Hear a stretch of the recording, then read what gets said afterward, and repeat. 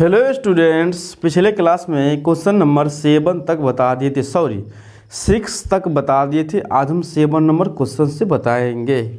Okay, तो सबसे पहले आपको क्या बनाना है, फॉर्मेट तैयार कर लेना है जर्नल का।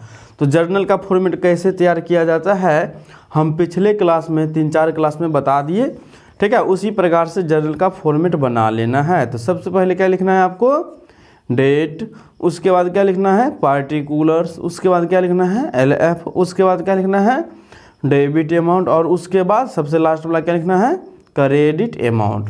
वही फॉर्मेट में आपको एंट्री को क्या करना है, शो करना है। ओके, तो चलिए 7 का 2016 का सारा ट्रांजैक्शन दिया हुआ है और अप्रैल का दिया हुआ है। ओके, तो चलिए हम लिखते हैं 2016 और 1 अप्रैल। अब देखिए 1 अप्रैल को क्या है, एक राजीव सोनार है जो स्टार्ट किया बिजनेस कैश 60,000 रुपये लगाकर, और बैंक वाला 30,000 रुपये लगाकर, और प्लांट 50,000 लगाकर, और गुड्स 50,000 लगाकर। ठीक है, तो हम क्या बताए थे कि जो चीज़ से बिजनेस स्टार्ट करेगा वह सारा का सारा चीज़ क्या हो जाएगा, डेबिट हो जाएगा। ठीक है, तो देखिए राजीव सोनार है जो 60,000 रुपये नगद लगाया, और 30,000 रुपये बैंक में पैसा तो वह भी लगा दिया बिजनेस में, और 50,000 का प्लांट भी लगा दिया, और 50,000 का माल भी लगा दिया। यानी कि कैश लगाया बिजनेस में, और बैंक वाला बैलेंस लगाया बिजनेस में, प्लांट लगाया बिजनेस में, और गुड्स लगाया बिजनेस में। ये 4 चीज़ बिजनेस में लगाया, यानी कि यह चारों चीज़ बिजनेस में आ रहा है। तो आने वाले को क्या करेंगे हम, डेबिट। यानी कि आप शॉर्ट में समझिए डायरेक्ट भाषा में कि बिजनेस में जो भी चीज़ लगाएगा, ठीक है, व्यापारी, उसको क्या कर देंगे हम, डेबिट। तो यहाँ पे कैश लगाया है, बैंक का पैसा लगाया है, प्लांट लगाया है, और गुड्स लगाया है, तो वो सारा क्या हो जाएगा, डेबिट। तो चलिए cash account debit, bank account, bank वाला बैलेंस लगाया है तो हम बैंक लिखेंगे, बैंक अकाउंट डेबिट, और प्लांट अकाउंट डेबिट, और goods account debit, goods account debit. अब देखिए कौन लगाया, राजीव सोनार। तो देने वाला कौन है, बिजनेस में पैसा कौन लगाया, बिजनेस में कैश कौन लगाया, कैश, बैंक का पैसा, प्लांट और गुड्स, यह चारों चीज़ बिजनेस में कौन लगाया, राजीव सोनार। तो देने वाला कौन है, राजीव सोनार। तो देने वाला का क्या होता है, CR। तो CR में मान ली का नाम क्या लिखा जाता है, कैपिटल। ओके, तो 2 लिख दीजिए कैपिटल, 2 कैपिटल।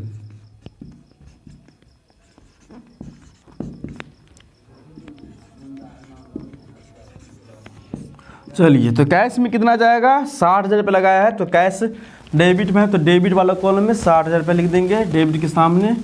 ठीक है, चलिए बैंक का कितना पैसा है, 30,000 रुपया, तो बैंक के सामने हम DR में है तो DR के सामने हम 30,000 रुपये लिख देंगे। और प्लांट कितना का है, 50,000 का, तो 50,000 प्लांट में लिख देंगे, और 50,000 गुड्स है तो गुड्स में 50,000 लिख देंगे, और कैपिटल में यह टोटल जोड़ के चला जाएगा। ठीक है, 60 और 30 90, 90 और 50, और 50 कितना होता है 100, यानी कि 1 लाख रुपया हो जाएगा। 50,000 50,000 1 लाख, 60 और 30 90,000, और 1 लाख कितना होगा, 1,90,000 रुपया कैपिटल में लिख दीजिए। चलिए अगला क्वेश्चन, क्वेश्चन नंबर 2 में, यानी कि 2 तारीख वाला है। अब देखिए 2 तारीख को क्या है, देखिए 2 तारीख को हम वेजेज पेड किए, रिपेयरिंग पेड किए, और एडवर्टाइजमेंट पेड किए। ठीक है, लिखा है देखिए, पेड फॉर वेजेज 3,000 रुपया, पेड फॉर रिपेयरिंग 1,000 रुपया, पेड फॉर एडवर्टाइजमेंट 6,000 रुपया। यह तीनों का तीनों खर्चा हम 2 तारीख को किए। तो खर्चा का नाम क्या है, पहला का नाम वेजेज, दूसरा का नाम रिपेयरिंग, और तीसरा का नाम एडवर्टाइजमेंट। ठीक है, तो यह तीनों मेरे लिए क्या है, खर्चा। तो खर्चा क्या होता है, डेबिट होता है। तो तीनों को क्या कर देंगे हम, डेबिट कर देंगे। Wages account debit, repairing account debit, repairing account debit, advertisement account debit, advertisement account debit. अब देखिए वेजेज में कितना खर्चा है 3000 रुपये, तो वेजेज में लिख दीजिए 3000 रुपया। और रिपेयरिंग में कितना है 1000 रुपया, तो रिपेयरिंग में 1000 रुपया। और एडवर्टाइजमेंट में 6000 रुपया। ठीक है, तो देखिए हम यह 3000 रुपया वेजेज में किए, यानी कि मजदूरी वाले को हम दिए 3000 रुपया, और रिपेयरिंग में 1000 रुपया दिए, और प्रचार एडवर्टाइजमेंट तो क्या होता है प्रचार में हम 6000 रुपया खर्चा किए। तो तीनों मिला के हम कितना खर्चा किए 6 1 7 3 10, यानी कि 10,000 रुपया खर्चा किए। तो देखिए 10,000 रुपया खर्चा करेंगे तो पैसा कमेगा कि घटेगा, तो घटेगा तो पैसा जाएगा, तो जाने वाला क्या होता है CR। तो 2 लिख दीजिए कैश, कैश में चला जाएगा 10,000 रुपया। चलिए अगला क्वेश्चन 3 नंबर। चलिए 3 नंबर यहाँ पे हम बता देते हैं, यानी कि 3 तारीख वाला है। देखिए 3 तारीख को क्या क्या हुआ है, देखिए 3 तारीख को सोल्ड गुड्स फॉर कैश, यानी कि नकदी में माल बेचा गया है। सेकेंड में देखिए नकदी में कितना माल बेचा गया है 10,200 का। कैश में कितना है 10,200 का माल बेचा गया है कैश में, पहला। फिर सेकेंड में क्या बोला है, ये 3 तारीख वाला सारा ट्रांजेक्शन है। देखिए सोल्ड गुड्स फॉर कैश, यानी कैश में माल बेचा गया है 10,200 का। फिर अगला क्या है, देखिए सोल्ड गुड्स टू भारतीय ट्रेडर्स, यहाँ पे क्या है भारतीय ट्रेडर्स को माल बेचा। अब यहाँ पे नाम लिखा है, यहाँ पे स्पष्ट तो नहीं दिया है कि नकदी में बेचा या उधारी में। तो हम क्या बोले थे कि जब नाम दिया रहेगा और स्पष्ट में ना लिखा है कि नगद में है या उधारी में, तो हम क्या समझेंगे उधारी में है। तो यह उधारी वाला है कितना 1800 का। और अगला देखिए sold goods to Kalicharan for cash. अब देखिए कालीचरण को सॉरी यहाँ पे अमाउंट हमको गलती हो गया। ठीक है, सबसे पहला देखिए नगद बेचा है 7,000 का और उधारी है 10,200 रुपया, ये उधारी है। ठीक है, दूसरा। और तीसरा क्या है आपका, देखिए लिखा है कालीचरण को नगद माल बेचा। यहाँ पे देखिए नगदी का बात स्पष्ट कर दिया है, तो हम क्या समझेंगे यहाँ पे नगदी में बेचा गया है। कितना का बेचा गया 1800 का। अब देखिए फर्स्ट और थर्ड यह दोनों आपका क्या है कैश में बेचा गया है। यह दोनों क्या है कैश में बेचा गया है 3 तारीख को। और ये 10,200 रुपया है उधारी में बेचा गया है किसको भारतीय ट्रेडर्स को। ठीक है, तो जो कैश है कैश में अमाउंट चला जाएगा, तो कैश में कितना जाएगा 7,000 और 1800, तो कितना होगा 8800 रुपया चला जाएगा। तो देखिए 8800 रुपया का हम नगदी में माल बेचा है, तो नगदी में माल बेचे तो पैसा आ रहा है, तो आने वाला क्या हो जाएगा डेबिट हो जाएगा। Cash account debit. तो नगदी में कितना बेचा गया 7,000 और 8800 रुपया। अब उधारी में हम माल बेचे, तो उधारी में किसको बेचे सो नाम दिया हुआ है, तो नाम हम डेबिट कर देंगे। किसको बेचे भारतीय ट्रेडर्स को 10,200 का उधारी का माल बेचा गया है। ठीक है, उधारी में बेचा गया है।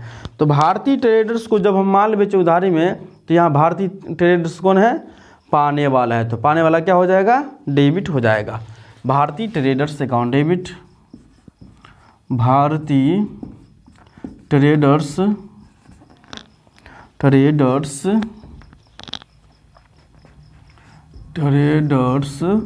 Account debit. कितना का उधारी है, तो भारतीय ट्रेडर्स में देंगे 10,200 रुपया। और सेल कितना का हुआ है, तीनों को हम ऐड कर देंगे तो हमको सेल पता चल जाएगा। तो देखिए 7,000 और 10,200 कितना होता है 17,200 और 1800 कितना होता है 19,000, यानी कि 19,000 का सेल किया गया है। तो यहाँ पे लिख दीजिए सेल में लिख दीजिए 19,000 रुपया। चलिए हो गया। कोई भी डाउट हो तो आप हमें कमेंट्स कर सकते हैं। ओके, फिर रिप्लाई देने का हम प्रयास करेंगे नेक्स्ट क्लास में। ओके, कोई भी क्वेश्चन में डाउट हो तो बस आप हमको कमेंट्स कर दीजिए कि इस क्वेश्चन में हमें डाउट है।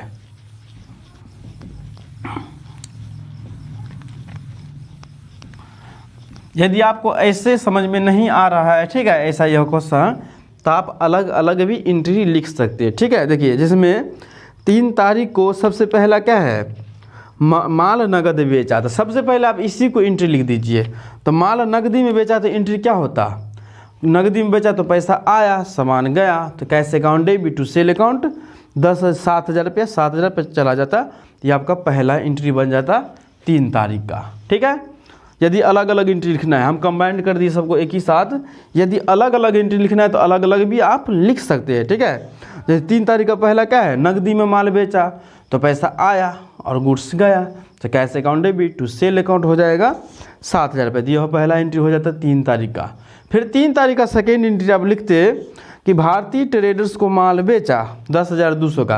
यहाँ पर उधारी है तो भारतीय ट्रेडर्स से पाने वाला, Bharatiya traders account debit to sale account, यह सेकेंड एंट्री हो जाता।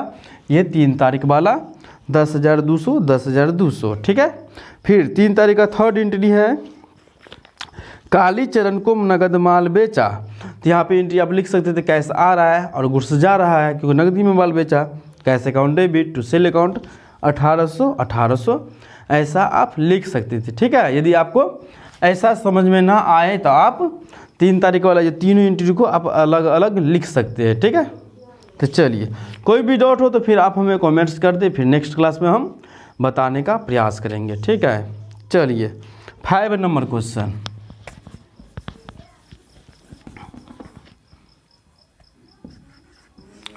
देखिए 5 में क्या है, माल नगद खरीदा। देखिए यहाँ पर भी सेम ही है। ठीक है। तो इसको हम अलग अलग एंट्री लिखकर बता देते हैं आपको। तो देखिए माल नगद खरीदा, तो देखिए माल नगद खरीदेंगे तो देखिए माल नगद खरीदेंगे तो माल यानी कि गुड्स खरीद रहे हैं, कुछ सामान खरीद रहे हैं। माल का मतलब क्या होता है, कोई सामान हम खरीदे। माल का मतलब यही आपका बुक है, आप बुक खरीदे तो वही आपका क्या हुआ, गुड्स हुआ, माल हुआ। ठीक है। यहाँ पे स्पष्ट नहीं दिया है तो कोई भी सामान को माल बोला जाता है। ठीक है, गुड्स। तो देखिए यहाँ पे क्या है, माल नगद खरीदा यानी कि माल आ रहा है, गुड्स आ रहा है, तो आने वाला क्या हो जाएगा, डेबिट। तो देखिए यहाँ पे क्या है, परचेज। यहाँ पे क्या है, मतलब परचेज। यहाँ पे ऐसा स्पष्ट में नहीं दिया कि गुड्स में हम क्या खरीदे, स्पष्ट में नहीं दिया है। तो हम क्या बोले थे कि जब स्पष्ट में ना दिया रहे कि क्या खरीदे तो खरीदने का इंग्लिश क्या होता है, परचेज। उसी को डेबिट कर दीजिए 5 तारीख वाला, परचेज अकाउंट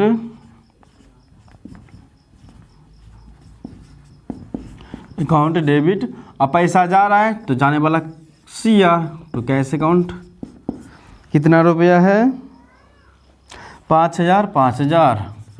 ठीक है। अलग अलग एंट्री हम लिख रहे हैं, कंबाइंड करके नहीं लिख रहे हैं। ठीक है। चलिए 5 तारीख का यह पहला हो गया। सेकेंड, देखिए सेकेंड में क्या है, राम नारायण शर्मा से माल खरीदा। अब यहाँ पे देखिए स्पष्ट में नहीं लिखा है कि नगदी में खरीदे या उधारी में खरीदे। तो हम बता दिए हैं कि जब स्पष्टीकरण न दिया रहे कि नगदी में खरीदे या उधारी में, लेकिन नाम लिखा रहेगा सिर्फ, तो हम क्या समझेंगे, उधारी में खरीदे हैं। तो यहाँ पे माल खरीदे यानी गुड्स परचेज किए, तो गुड्स आ रहा है तो आने वाला डेबिट। अब क्या गुड्स परचेज किए तो स्पष्ट नहीं दिया है, तो खरीद रहे तो खरीदने का इंग्लिश परचेज। तो यहाँ पे क्या हो जाएगा, purchase account debit.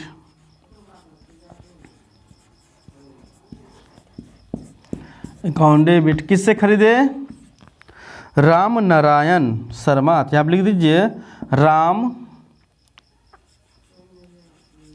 Narayan Sharma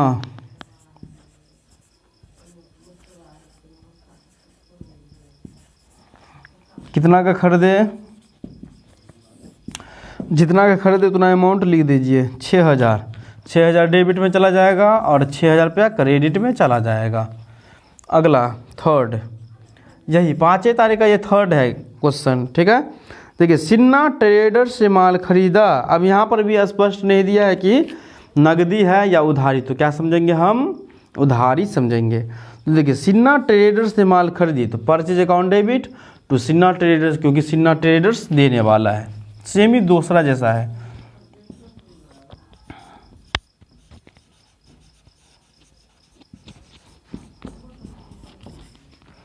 to Sinha traders.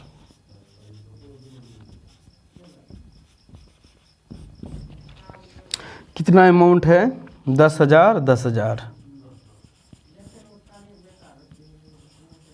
10,000 हो जाएगा। ठीक है, तो चलिए 5 तारीख का कंप्लीट हो गया। 8, 15, 16 का हम बताते हैं। इसको जब तक आप नोट करें, इसको मिटा कर ही यहाँ पे बताएंगे।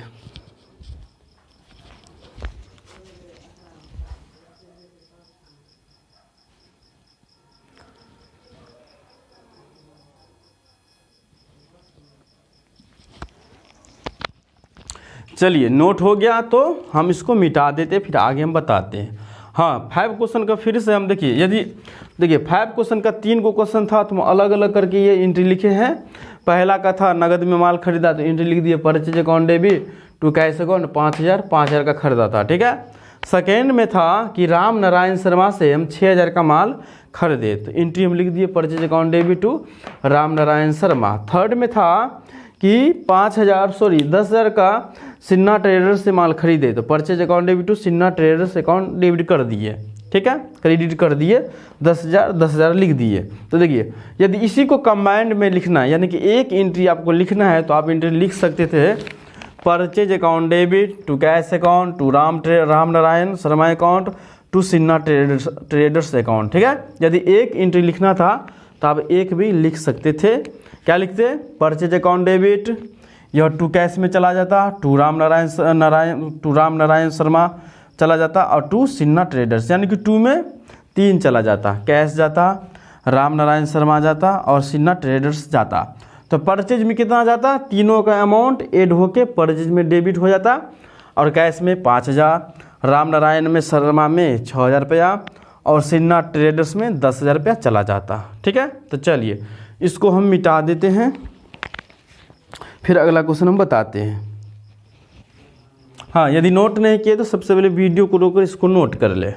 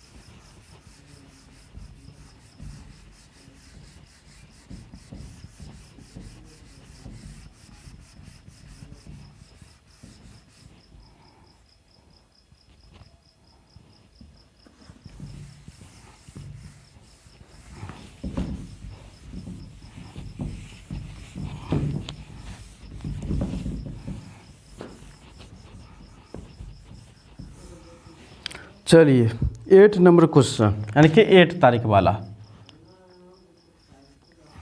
अब देखिए 8 तारीख को क्या है, भारतीय ट्रेडर से चेक मिला 10,000 का। ठीक है, और उसे छूट दी 200 का। तो यहाँ पे क्वेश्चन थोड़ा समझने का प्रयास करिएगा। हम चेक वाला पॉइंट बताए थे आपको, तो फिर से हम चेक वाला बता देते हैं। देखिए जब चेक मिलेगा, ठीक है, चेक यहाँ पे 2 केस आ सकता है चेक से रिलेटेड, या चेक से हम पेड कर सकते हैं या हमको चेक से रिसीव हो सकता है, यानी कि चेक हमको मिल सकता है। तो देखिए एक चीज़ आप हमेशा याद रखिएगा कि जब हम चेक से पेड करेंगे तो हमेशा हम बैंक का यूज करेंगे चेक के जगह। ठीक है, जब हम चेक से पेड करेंगे तो क्या यूज करेंगे? हमेशा बैंक का यूज करेंगे चेक के जगह। ठीक है, लेकिन जब चेक रिसीव होगा तो यहाँ पर बात थोड़ा अलग होगा। अब देखिए पेड के केस में, यानी कि हम चेक से पेड किए, जैसे में हम रेंट पेड किए चेक से तो rent account debit to bank हो जाएगा। ठीक है, लेकिन यहाँ पे देखिए चेक रिसीव होगा तब क्या होगा? पेड केस में हमेशा बैंक होगा और रिसीव केस में क्या होगा? तब रिसीव होगा तो हमेशा आप लिखिएगा कैश अकाउंट डेबिट, क्योंकि देखिए हम पेड किए तो चेक जा रहा है तो जाने वाला क्या होता है? CR। तो CR में क्या लिखते हैं हम? चेक, लेकिन चेक की जगह हम क्या लिखते हैं? बैंक। तब जब चेक हमको रिसीव होगा तो चेक आ रहा है तो आने वाला क्या होता है? डेबिट। तो डेबिट में क्या लिखेंगे? Cash account debit. ठीक है, चेक की जगह क्या लिख देंगे हम? कैश अकाउंट डेबिट, क्योंकि चेक आएगा तो चेक आने वाला क्या हो जाएगा? Debit, cheque account debit. तो चेक की जगह हम क्या लिख देंगे, कैश। ओके। हाँ, बैंक कब होगा सो याद रखिएगा। देखिए, जब हमको चेक रिसीव हुआ, जैसे मैं 8 तारीख को चेक रिसीव हुआ और उसी दिन बैंक में जमा कर दिए 8 तारीख को। 8 तारीख को किसी से हमको चेक मिला और उसी दिन बैंक में जमा कर दिए, तो हम कैश की जगह बैंक अकाउंट डेबिट कर देंगे। ठीक है। लेकिन जब क्वेश्चन में स्पष्ट न दिया रहेगा कि हम जमा किए कि न किए, तो आप समझिएगा कि हम नहीं किए। ठीक है। जैसे 8 तारीख को चेक मिला, सिर्फ लिखा है कि 8 तारीख को चेक मिला, तो इसका मतलब क्या है कि चेक हमको सिर्फ मिला है, हम जमा नहीं किए। तो रिसीव होगा तो कैश डेबिट कर देंगे, और यहीं पे ऐड कर देगा कि चेक मिला उसी दिन बैंक में जमा कर दिया, तो बैंक अकाउंट डेबिट हो जाएगा। ओके। तो चलिए यहाँ पे देखिए क्या है, भारतीय ट्रेडर से चेक मिला 10,000 का। अब यहाँ पे तो कोई स्पष्ट कुछ नहीं लिखा है कि हम चेक जमा किए कि नहीं किए, तो हम क्या समझेंगे, चेक जमा नहीं किए। तो मिल रहा है तो चेक आ रहा है, तो आने वाला क्या हो जाएगा, डेबिट। तो चेक की जगह क्या लिखेंगे, कैश, कैश अकाउंट डेबिट। आपको हम क्या बताए थे, जिधर कैश होगा उधर डिस्काउंट होगा। कैश डेबिट में तो डिस्काउंट भी डेबिट में, कैश क्रेडिट में तो डिस्काउंट भी क्रेडिट में। यहाँ पे कैश क्या हो रहा है, डेबिट, तो डिस्काउंट भी होगा डेबिट।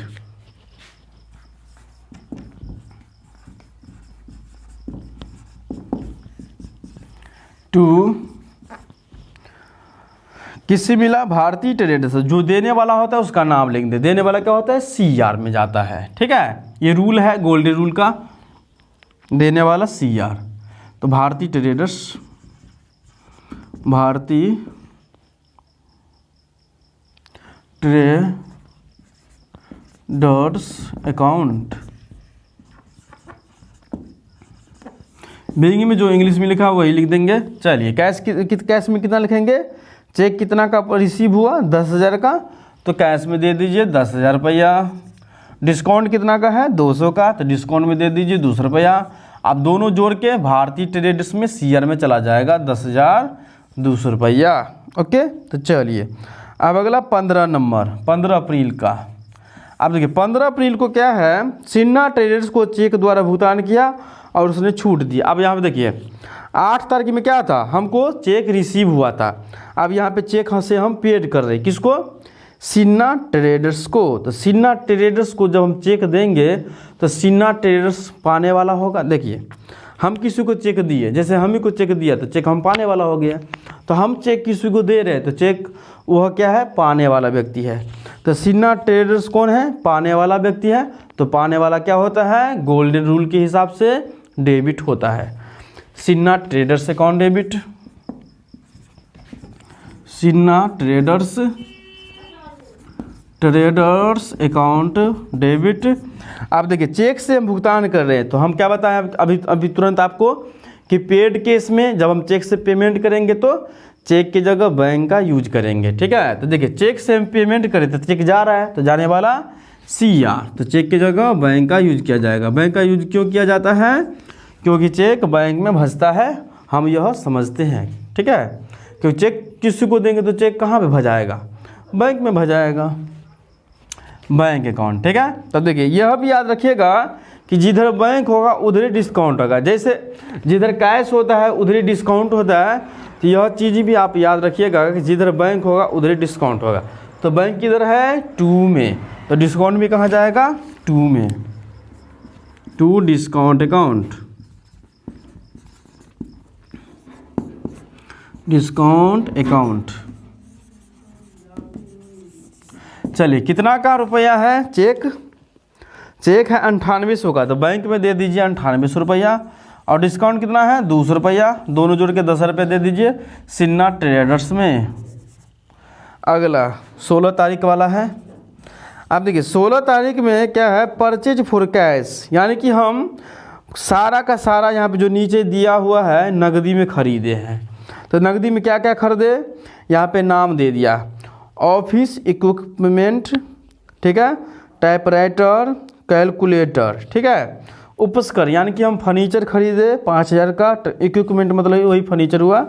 यहाँ पे हिंदी में लिखा है ना, कार्यालय उपस्कर, उपस्कर मतलब फर्नीचर होता है। ठीक है। तो देखिए हम फर्नीचर खरीदे 5,000 का, और एक टाइपराइटर खरीदे 16,000 का, एगो खरीदे कैलकुलेटर 1400 का। यानी कि तीनों हम खरीदे कैश में, तो तीनों हमारे पास में क्या है, आ रहा है। तो आने वाला क्या होता है, डेबिट होता है। यह रूल है गोल्डन रूल का, ठीक है। तो तीनों को डेबिट कर दीजिए। ऑफिस, जो इंग्लिश में नाम है वही, office equipment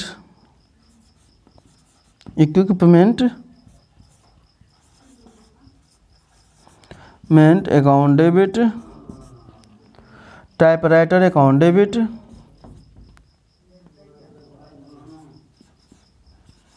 typewriter account debit, calculator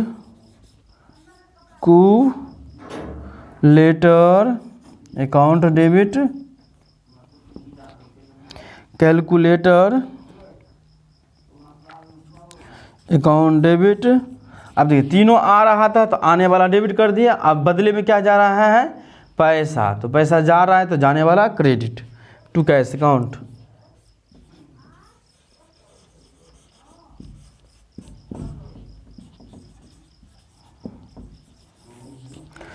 चलिए, तो ऑफिस इक्विपमेंट में कितना जाएगा, कितना का खरीदे 5,000, तो डेबिट में चला जाएगा 5,000 रुपया।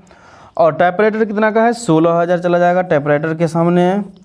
और कैलकुलेटर कितना है, 1400 का, तो 1400 चला जाएगा कैलकुलेटर में। तो कितना रुपया हम पेमेंट किए होंगे, तीनों खरीदे तो तीनों को ऐड कर दीजिए। 16, 5, 21 और 14 कितना होगा, 22,400। यानी कि 22,400 रुपया हम पेड किए। तो 22,400 रुपया जा रहा है तो जाने वाला सिया, तो पैसा है तो टू कैश, तो कैश के सामने दे दीजिए 22,400। चलिए, तो इसको आप नोट करें। कोई भी डाउट हो तो आप हमें कमेंट्स कर सकते हैं कि इसमें डाउट है, ठीक है। फिर नेक्स्ट क्लास में उसको बताने का हम प्रयास करेंगे। ओके, तो मिलते हैं नेक्स्ट क्लास में क्वेश्चन नंबर 8 के साथ। ओके, जब तक के लिए बाय बाय।